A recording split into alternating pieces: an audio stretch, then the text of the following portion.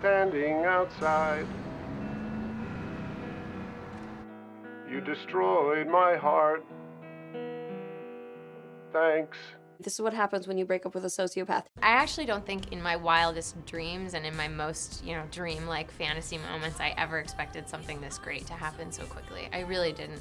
Because you can't guess these variables. You can't guess that someone with the brain like Lena's is going to come along and create an HBO show that's as great as it is and bring along someone like Judd Apatow and have his voice in there as well, and that the other actors are going to be so excellent and that the scripts are going to be so good. I mean, you just cannot possibly anticipate all of those things along the way being as great as they are.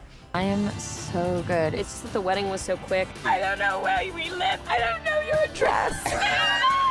Marnie really needs to do some soul searching, I think. And part of that is really hard to watch because I, as much as everybody else, want her to be squared away and everything's good and I want her to be happy. But before she can be happy, she's got to figure out who she is and what she wants out of her life, what she's passionate about. You look 30 years old. Mom! No boyfriend, no job. But you could totally get a pretty person job.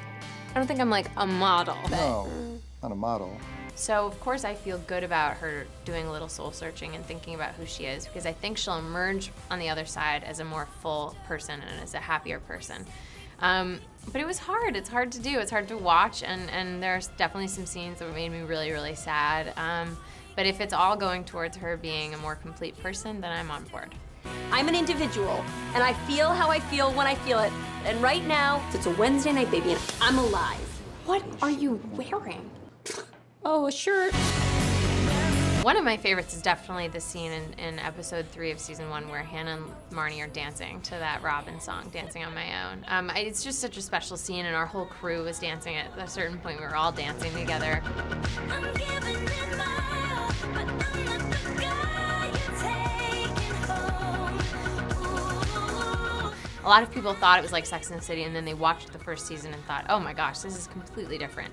But the comparison in and of itself is a compliment. The fact that people are putting our show up on the same pedestal as Sex and the City is kind of unbelievable. And when we won the Golden Globe, it was after only 5 hours of television of girls had been on television. I mean, that's crazy, 5 hours, and it won a Golden Globe.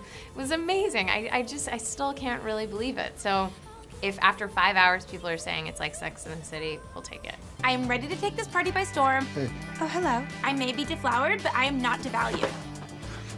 I'm having a really shitty time right now. Usually I'm drawing on things that have happened to me, things that have happened to my friends, maybe even just stories Lena tells me about why she's writing it and where it's coming from.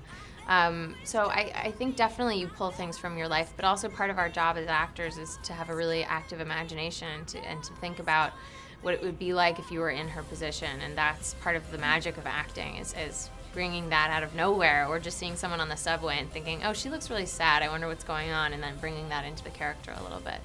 Leave your mark, Hannah. Is anybody coming? Nope. Or still no one?